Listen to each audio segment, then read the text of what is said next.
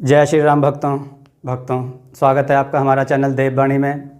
भक्तों, आपको हमारी कथाएं कैसी लगती हैं हमें कमेंट करके ज़रूर बताएं। भक्तों, हमारी कथाओं को लाइक अधिक से अधिक करें, इन्हें शेयर करें और हमारे चैनल को अधिक से अधिक सब्सक्राइब करें।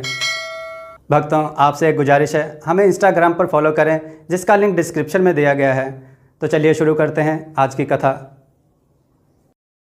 जय श्री राम दोस्तों, ये कहानी रोचक भी है और हास्यप्रद भी है। चलिए कहानी की ओर चलते हैं। आज की कथा है बुढ़िया का पड़ोसियों से झगड़ा और मुर्गियां तथा बिल्ली। आइए कथा श्रवण करें। रामपुर गांव में करीब 90 साल की एक बुढ़िया रहती थी, जिसको ज़्यादा उम्र होने के कारण ठीक से दिखाई नहीं देता था।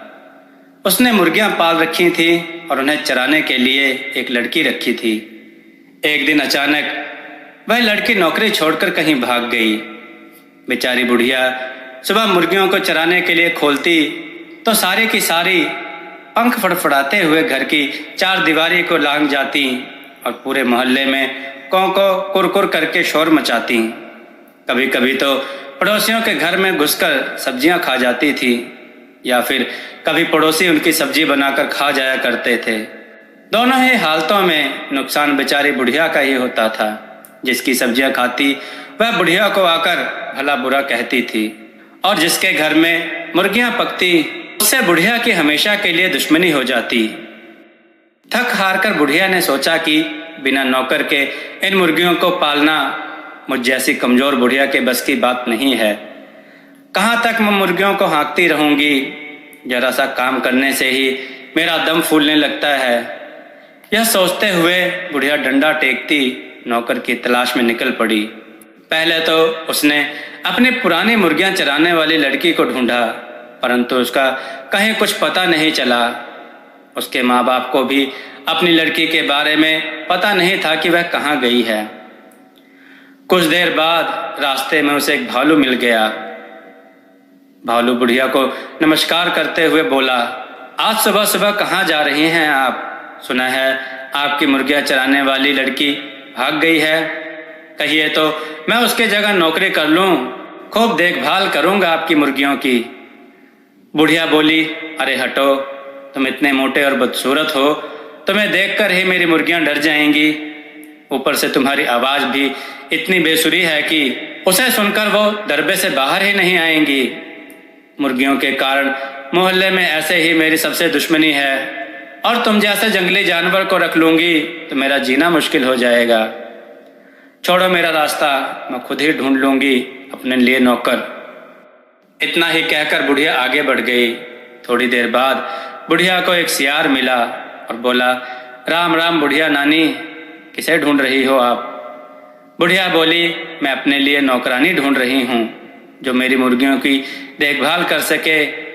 मेरी पुरानी नौकरानी इतनी दुष्ट निकली कि वह बिना बताए ही कहीं भाग गई है। अब मैं अपनी मुर्गियों की देखभाल भला कैसे करूं? क्या तुम किसी ऐसी लड़की को जानते हो जिसे 100 तक गिनती आती हो? क्योंकि मेरे पास 100 मुर्गियां हैं जिनको गिनकर दरबे में रख सके। यह सुनकर सियार बोला, बुढ़िया नानी, यह कौन सी बड़ी बात है? चलो अभी मैं तुम्हें एक लड़की से मिलाता हूँ जो मेरे पड़ोस में ही रहती है। वह रोज जंगल के स्कूल में जाती है, उसे 100 तक तो गिनती आती ही होगी। आओ मैं तुम्हें उससे मिलाता हूँ। सियार भाग कर गया और अपने पड़ोस में रहने वाली पूसी बिल्ली को बुलाकर ले आया। बिल्ली को देखकर बुढ़िया बोली, हे भगवान, क्या जानवर भी कभी घर के नौकर हो सकते हैं?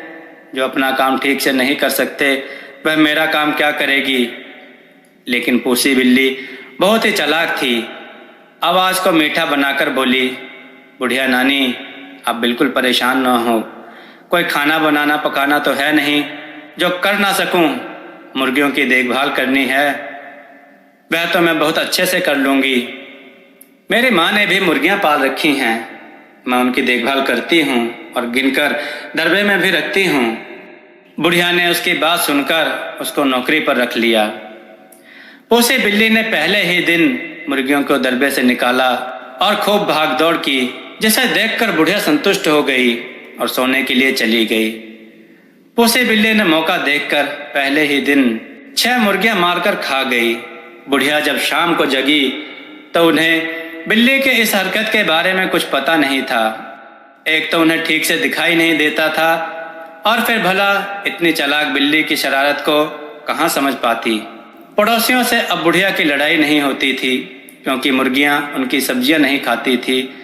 धीरे धीरे बुढ़िया को पूसी बिल्ली पर इतना भरोसा हो गया कि उसने दरबे की तरफ जाना ही छोड़ दिया।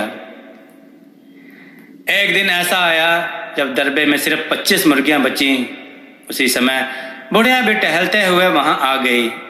इतनी कम मुर्गियों को देखकर बुढ़िया ने तुरंत बिल्ली से पूछा, क्यों री, और मुर्गियां तुमने कहाँ चराने के लिए भेजी हैं?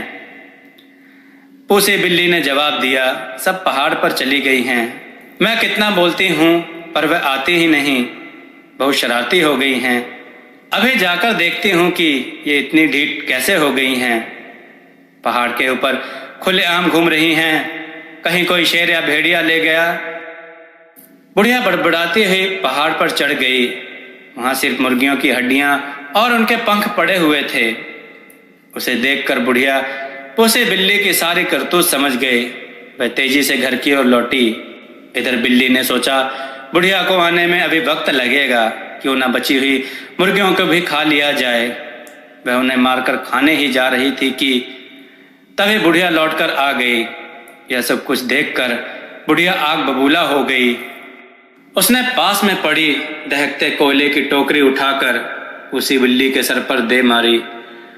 पूसी बिल्ली को चोट लगी और वह कोयले की आग में एकदम झुलस गई।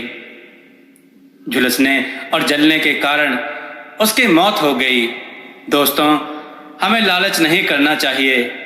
लालच का फल बहुत ही बुरा होता है। हमारे पास जितना भी जो कुछ भी है उसमें ही संतुष्ट रहना चाहिए। दोस्तों, आपको यह कथा कैसी लगी अपने विचार और सुझाव कमेंट में जरूर दें। हमारी कथाओं को लाइक करें, हमारे चैनल को सब्सक्राइब करना ना भूलें। हमारी कथाओं को शेयर जरूर करें जिससे लोगों को अच्छा ज्ञान प्राप्त हो। जय श्री राम भक्तों। जय श्री राम भक्तों, देववाणी की तरफ से आप सबका बहुत बहुत धन्यवाद कि आप सब ने हमारे चैनल को बहुत सहयोग दिया और हमारी वीडियो को बहुत पसंद किया, जिस वजह से हमें यूट्यूब की तरफ से ज्वाइन बटन का ऑप्शन मिला, जहां पर आप हमें ज्वाइन बटन पर क्लिक करके हमें ज्वाइन करें, जिसके लिए आपको 29 रुपये या 59 रुपये का चार्ज देना पड़ेगा। जो हमें ज्वाइन करेगा उन्हें हम कई तरह की सुविधाएं देंगे और उनके कमेंट्स का जवाब देंगे। यहाँ हम आपको कथा कहानियों के टिप्स भी देंगे और हम आपके सुझाव पर वीडियो बनाने की पूरी कोशिश करेंगे और हम आपका नाम वीडियो में ज़रूर लेंगे। धन्यवाद।